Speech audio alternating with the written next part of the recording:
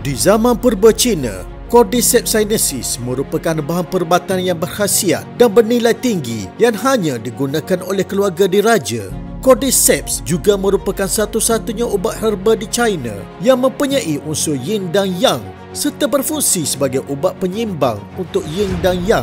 Ia boleh menyihatkan paru-paru serta buah pinggan, mengandungi nilai pemakanan yang tinggi, penatua, tukar kepada warga tua maupun yang muda. Kebelakangan ini, negara-negara barat juga telah menjalani banyak penyelidikan dari farmakologi hinggalah ke biologi molekul. Penyelidikan berikut mula menemui kesan dan nilai yang lebih hebat dalam Cordyceps.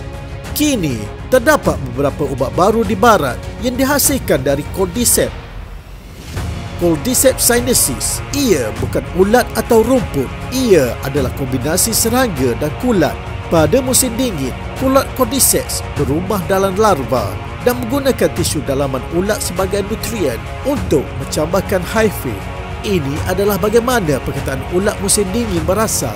Pada musim panas, mycelium, dahan hyphae akan bercambah dari kepala ulat musim dingin dan membiarkan kulat seperti rumput yang disebut rumput musim panas. Dari segi rupanya, Cordyceps berwarna kuning keemasan, kuning muda atau coklat kuning.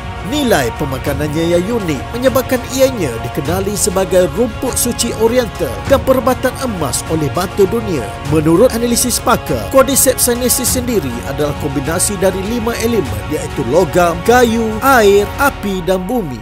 Musim dingin adalah matahari terbit, air berubah menjadi serangga, tanah. Musim panas adalah redup, api, tenang dan menjadi rumput, kayu. Musim dingin merujuk kepada air, serangga merujuk pada tanah atau bumi. Musim panas merujuk kepada api, rumput merujuk kepada kayu. Dalam memenuhi permintaan yang tinggi, kami hanya memilih Cordyceps dari pegunungan Qinghai, Tibet di atas ketinggian melebihi 5,500 paras laut.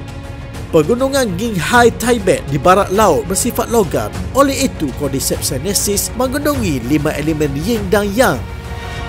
Aktiviti biologi Cordyceps sinensis liar ditingkatkan melalui teknologi biologi oleh Pusat Penyelidikan Mikrobiologi Universiti Yunnan, China dengan mengekstrak DNA dan melepaskan aktiviti biologi Cordyceps liar. Ia meningkatkan kesan perubatan dengan kepekatan yang tinggi dalam Cordyceps. Kami mempunyai dasar kualiti standard yang tegas untuk setiap botol serbuk herbal Cordyceps.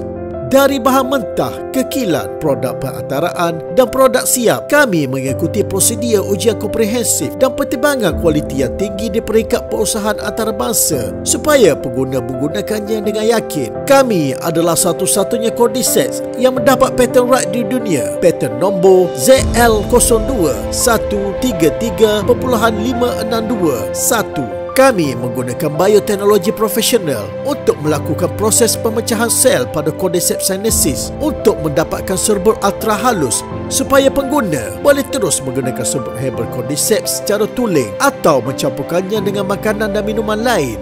Nutriennya boleh diserap dengan cepat dan dicerna oleh tubuh manusia untuk memperolehi kesihatan. Cordyceps sinensis, 5 sistem utama yang boleh mengimbangi yin dan yang badan manusia. Sistem imun badan, kesan antibakteria dan antivirus yang sesuai untuk semua peringkat umur. Sistem vaskular kardiocerebral, meningkatkan aliran darah, nutrisi myokardium, mencegah trombosis, mengurangkan kolesterol serum dan mengawal gula darah. Sistem pernafasan, meningkatkan aktiviti otot bronkial untuk menghentikan kahak, batuk dan asma. Sistem endokrin dan urogenital boleh menenangkan dan menghipnotis, memulihkan tekanan perasaan dan sindrom menopause dan melegakan kekejangan. Mencegah penurunan sel darah putih yang disebabkan oleh terapi radiasi, meningkatkan fungsi ketahanan badan pesakit tumor selepas radioterapi, kemoterapi dan pembedahan. Kami hanya menyediakan Cordyceps sinensis yang terbaik